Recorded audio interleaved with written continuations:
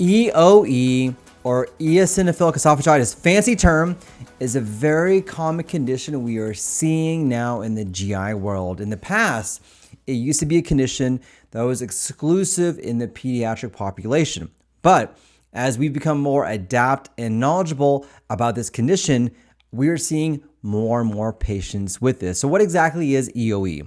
This is a condition in which you have a lot of what are called eosinophils that are proliferating in the esophagus, and that can cause issues like narrowing and scarring of the esophagus. Now, the most common presentation is a young man coming in for recurrent trouble swallowing or food impactions or dysphagia. This is the classic presentation in the board exam of EOE. Now, there's also a triad associated with EOE, so it's dysphagia or trouble swallowing, history of asthma, and atopy as well. So if you have somebody in your clinic that may have atopy, asthma, and trouble swallowing, I want you to think about EOE as part of the differential of what is going on. So when you send someone to see me who has trouble swallowing, one of the first things I do is what's called an upper endoscopy or an EEG, and I check for a condition called EOE. And here's a video on that. So on this video, it's a video of the esophagus. Now on here, you can see furrowing, what's called narrowing, and strictures in the esophagus.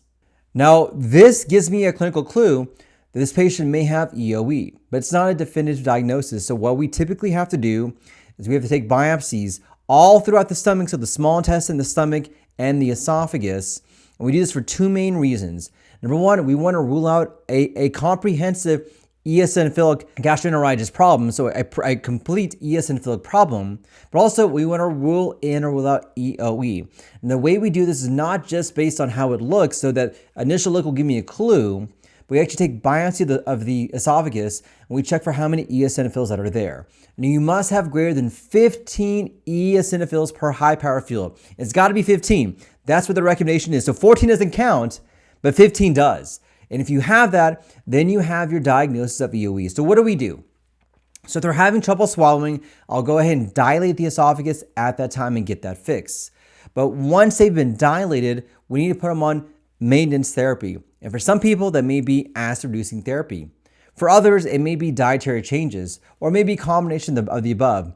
And the decision to choose one or the other would depend on the patient, the condition, and also what we feel like would be the best thing for our patients. But EOE is a very common condition. Here's what I want you to know.